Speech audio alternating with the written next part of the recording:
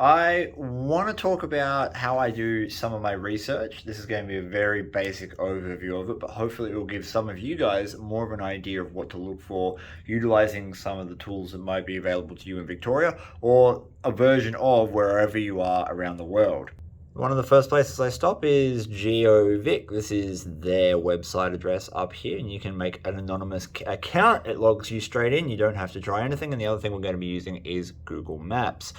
We have the option of adding layers. So when you open the map section of Geovic, it's going to have this little drop down menu here, and it's going to allow you to select layers. And these are all the layers that I have selected that help you find where gold occurrences are. And we've got one right here. So if they've marked something on a map on Geovic, then there is every single chance that it had some kind of human interaction.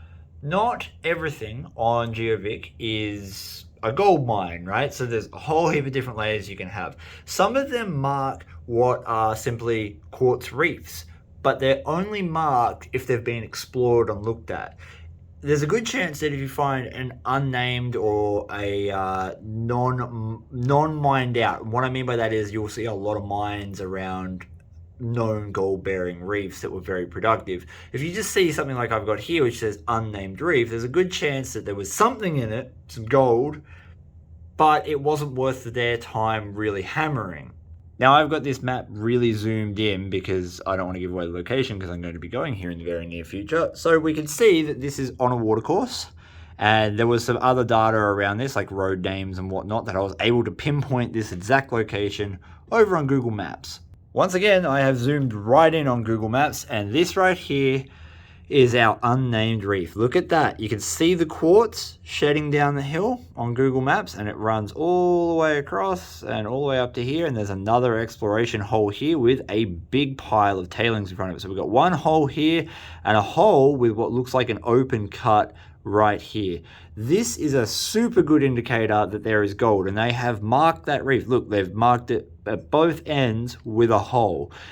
If I was a betting man, I would go here with my detector first, and I would detect the length of this fault, and I would especially hit this little washout here. We can tell that this is concentrating water because it's got green shrubs in it. And that just means that any water, or any gold, or any material that we would normally like to hunt was probably been washed down in a line there. So I would hunt across here with a detector, and I would run down there. I would take stone samples from the float that's coming down the hill here.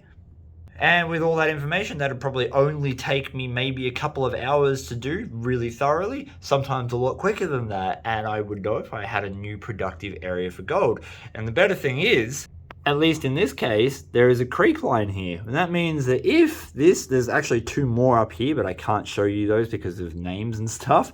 There's two more of these reefs with workings over on this side. You can even see some of these loaming holes here where they followed the gold or whatever they were chasing up this hill to where their reef was shedding. That means that there's every chance that there's something productive in this creek line. Now, this looks seasonal and dry to me, which is exactly why I have a dry washer. That's what I would be taking into that creek and working to see if there was any gold in it.